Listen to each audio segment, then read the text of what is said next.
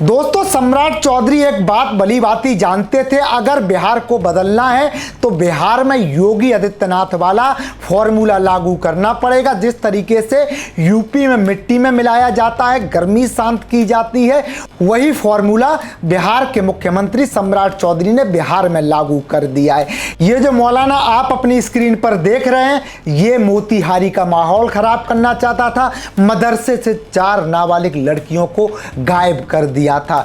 खबर सम्राट चौधरी की पुलिस को लगी। दोस्तों नमस्कार, जय हिंद। मेरा नाम है संदीप और आप देख रहे हैं अपना उत्तर प्रदेश। मोतिहारी का ये मौलाना भूल गया था कि अब बिहार में भी सम्राट चौधरी योगी आदित्यनाथ की तरह एक्शन ले रहे हैं। माहौल खराब किया, कानून से खिलवाड़ किया, बेटियों के साथ कोई भी हरकत की तो मिट्टी में मिला दिए जाओगे, गर्मी शांत कर दी जाएगी। 4 नाबालिग लड़कियों को लेकर भागने वाला ये मौलाना बिहार पुलिस की गिरफ्त में आया। अब इसकी गर्मी शांत की जा रही है। ये खास रिपोर्ट देखिए कैसे बिहार की धरती पर योगी आदित्यनाथ स्टाइल में ताबड़तोड़ एक्शन लिया जा रहा है।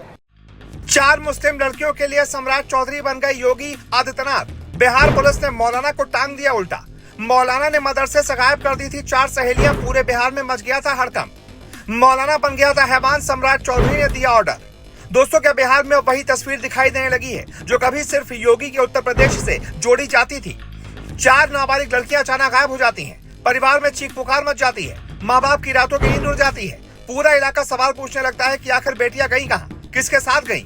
और सबसे बड़ा सवाल, अगर समय रहते उनका पता नहीं चलता तो क्या होता। मोतिहारी से आई ये खबर सिर्फ 4 लड़कियों के लापता होने की कहानी नहीं है।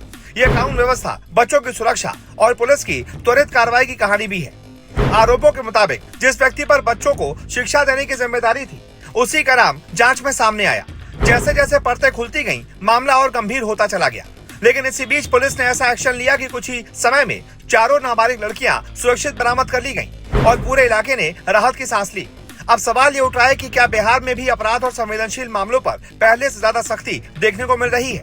क्या प्रशासन ये संदेश देना चाहता है कि नाबालिग बच्चियों की सुरक्षा के मामले में किसी भी तरह की लापरवाही बर्दाश्त नहीं की जाएगी। मामला पूर्वी चंपारण जिले के शिकारगंज थाना क्षेत्र का है। जानकारी के मुताबिक एक मदरसे में पढ़ने वाली 4 नाबालिग सहेलियां अचानक लापता हो गईं। जब परिवार वालों ने अपने स्तर पर काफी तलाश की, कोई जानकारी नहीं मिली तो पुलिस को सूचना दी गई।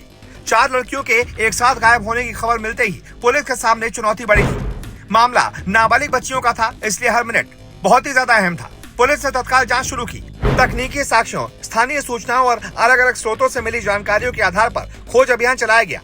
इसके बाद पुलिस ने 4 लड़कियों को सकुशल बरामद कर लिया। ये वही खबर थी जिसने परिवार को राहत दी और पूरे इलाके को बड़ी चिंता से बाहर निकाला। जांच के दौरान पुलिस ने मोहम्मद अशफाक अहमद नाम के शख्स को गिरफ्तार किया।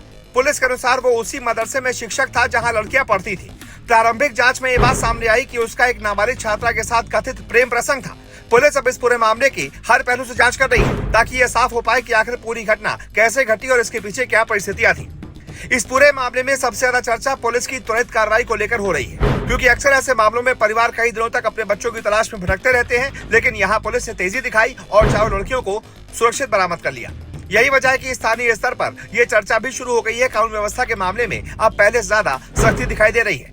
हालांकि किसी राजनीतिक नेता को सीधे इस कार्रवाई का श्रेय देना तथ्यों के आधार पर सही नहीं होगा, लेकिन इतना जरूर है कि पुलिस ने इस मामले को गंभीरता से लिया और तेजी से कार्रवाई की। अब जरा उन परिवारों के बारे में सोचिए जिनकी बेटी अचानक गायब हो गई। एक माँ की हालत क्या होती है जब उसकी बेटी का फोन बंद मिले। एक पिता के मन में क्या गुजरती है जब उसे अपनी बच्ची का कोई पता न चले। ये दर्द वही समझ सकता है जो ऐसी स्थिति से गुजरा हो। यही वजह है कि ये मामला सिर्फ एक आपराधिक जांच का विषय नहीं है, ये समाज के लिए चेतावनी है। अभिभावकों को अपने बच्चों की गतिविधियों पर नजर रखनी होगी। बच्चों के साथ संवाद बनाए रखना होगा। उन्हें यह समझाना होगा कि किसी भी संदिग्ध परिस्थिति में तुरंत परिवार को जानकारी दे। साथ ही शैक्षणिक संस्थानों की जिम्मेदारी भी कम नहीं है। जहां बच्चों को शिक्षा दी जाती है, वहां सुरक्षा और विश्वास सबसे अहम होता है। अगर कहीं भी इस विश्वास को ठेस पहुंचती है तो उस पर कानून के अनुसार सख्त कार्रवाई होना जरूरी है। फिलहाल राहत की बात यही है कि 4 नाबालिग लड़कियां सुरक्षित हैं। पुलिस ने आरोपी को गिरफ्तार कर लिया है और आगे की जांच जारी है। आने वाले दिनों में जांच से और भी तथ्य सामने आ सकते हैं जिनके आधार पर कानूनी कार्रवाई की जाएगी। लेकिन इस पूरी घटना ने एक बार फिर से साबित कर दिया है कि नाबालिग बच्चों की सुरक्षा से जुड़ा कोई भी मामला छोटा नहीं होता।